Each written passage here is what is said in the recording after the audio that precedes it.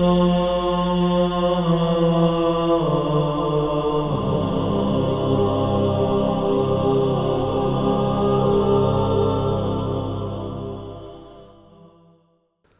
اللہ الرحمن الرحیم الحمد للہ رب العالمین وصلی اللہ علی محمد وآلہ الطاہرین اللہم صل علی محمد وآل محمد۔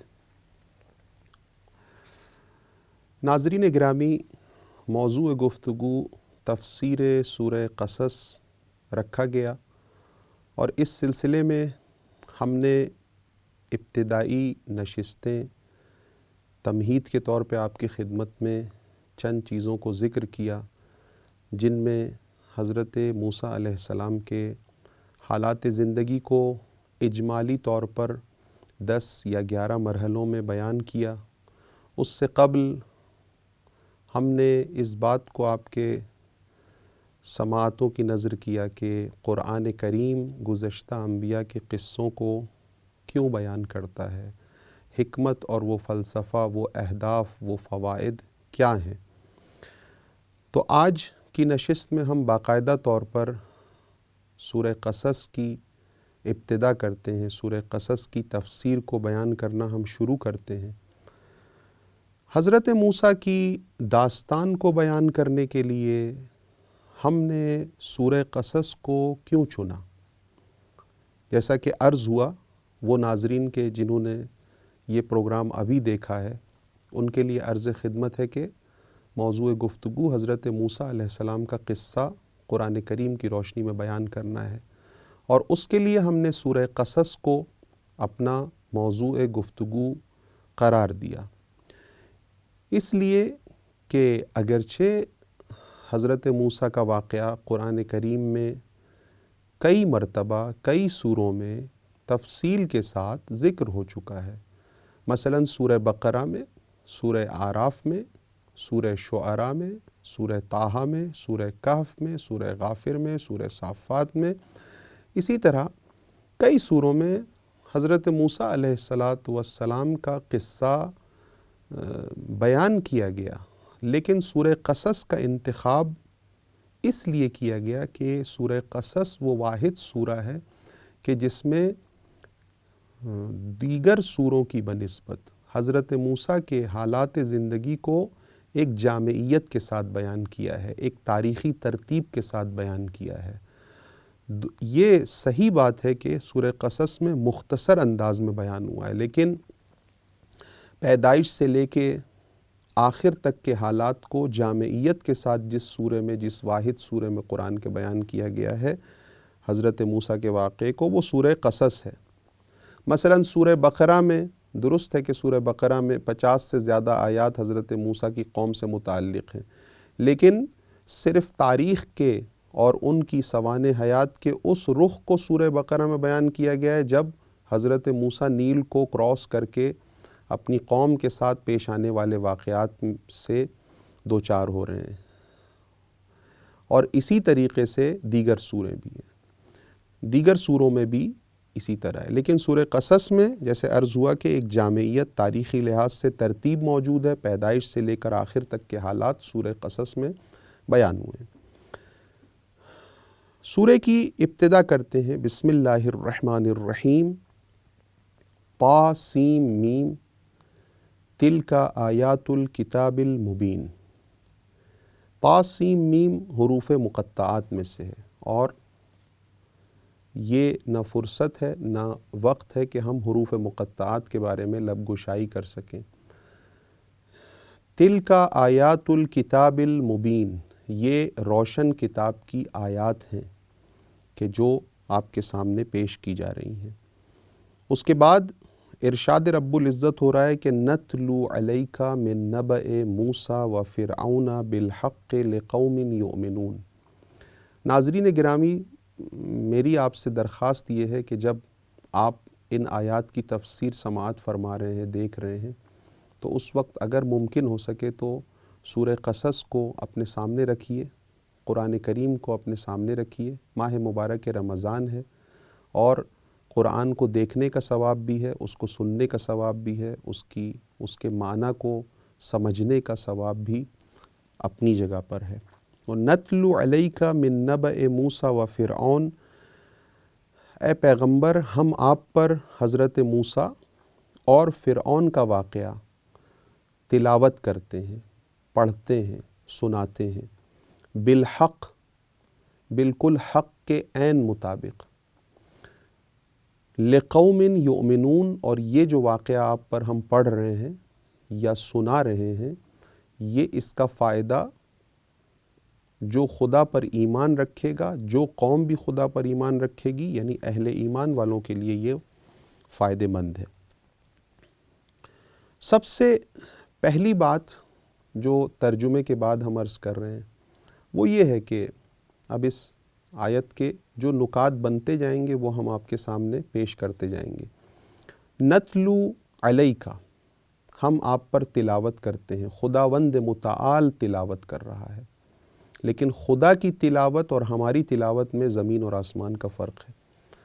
ہم آپ کو سنا رہے ہیں من نبأ موسیٰ و فرعون، موسیٰ اور فرعون کی داستان کے کچھ حصے کو، بالحق، بالکل حقیقت کے عین مطابق ہماری گفتگو ہے، ہمارے واقعات ہیں، ہماری آیات ہیں۔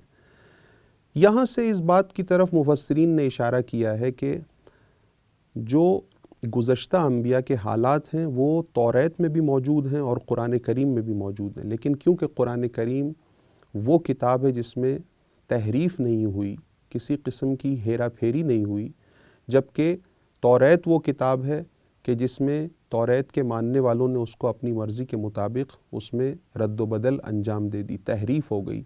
اس لیے قرآن کریم اس مطلب کی طرف اشارہ کر رہا ہے کہ ہم آپ پر یہ داستان بالکل حقیقت کے عین مطابق سنا رہے ہیں۔ کہیں کہیں پر جہاں پر بھی آپ کو اختلاف ملے توریت اور قرآن میں، وہاں پہ آپ کا معیار سچائی قرآن کریم ہونی چاہیے، کیونکہ ہم حق کے مطابق سنا رہے ہیں اور اس کتاب میں کوئی تحریف نہیں ہوئی ہے۔ لقوم یؤمنون، یہ قرآن کریم کا قصہ ہم صرف داستان سرائی کے لیے اور ایک دلچسپی کی خاطر بیان نہیں کر رہے ہیں، بلکہ یہ ایمان والوں کے لیے سبق آموز قصہ ہے۔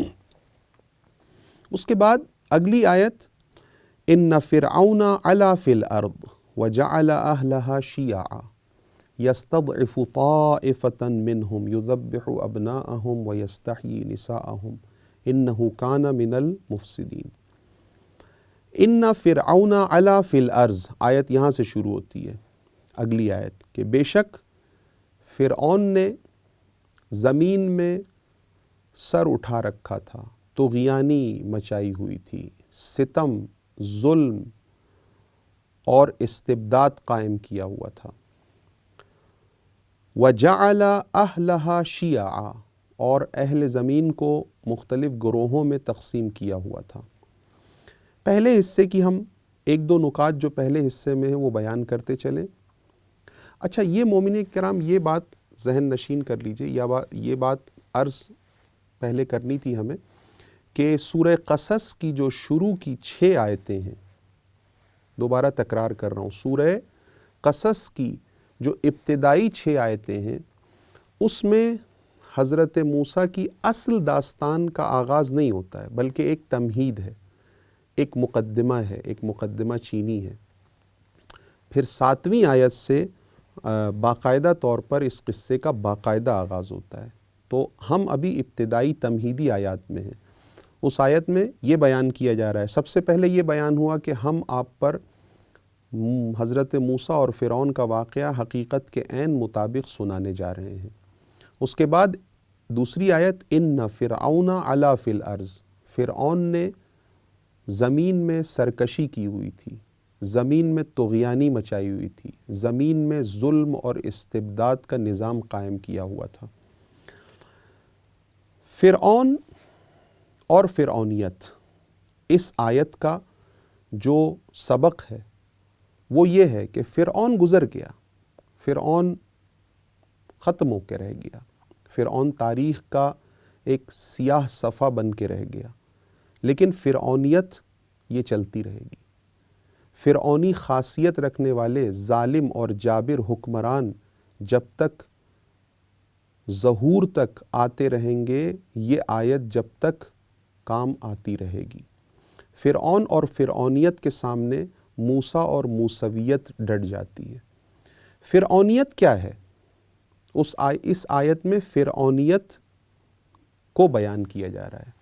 ان فرعون علا فی الارض، فرعون نے زمین میں طغیانی مچائی ہوئی تھی۔ اگر قرآن کریم کی دیگر آیات جو فرعون کے بارے میں بیان ہوئی ہیں، کیونکہ ہمارے پاس ہمارا ہاتھ کھلا ہوا ہے، کیونکہ حضرت موسیٰ اور فرعون کا واقعہ قرآن کی 460 سے زیادہ آیتوں میں بیان ہو رہا ہے، تو اب ہمیں دیگر آیات سے مدد آرام سے مل سکتی ہے اس موضوع میں۔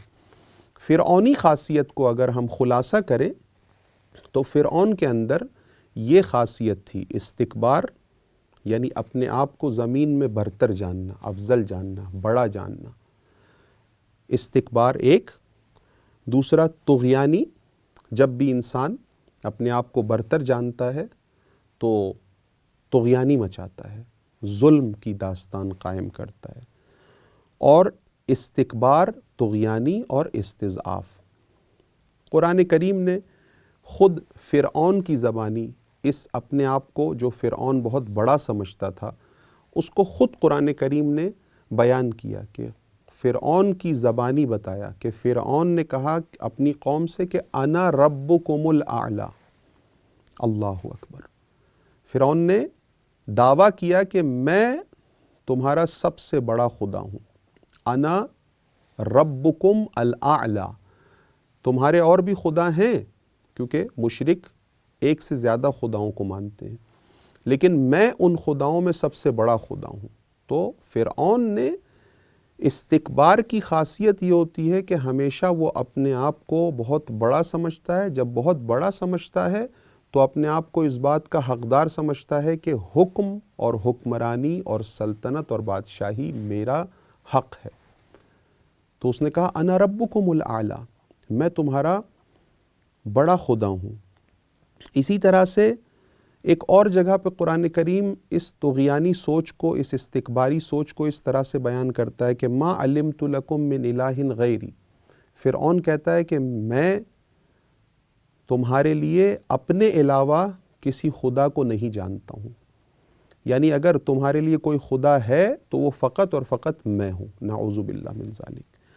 یا الیس لی ملک مصر وہذہ الانہار تجری من تحتی، آیا یہ مصر کی سلطنت خالی ہمارا ہی حق نہیں ہے؟ یعنی میں کیونکہ سب سے برتر ہوں۔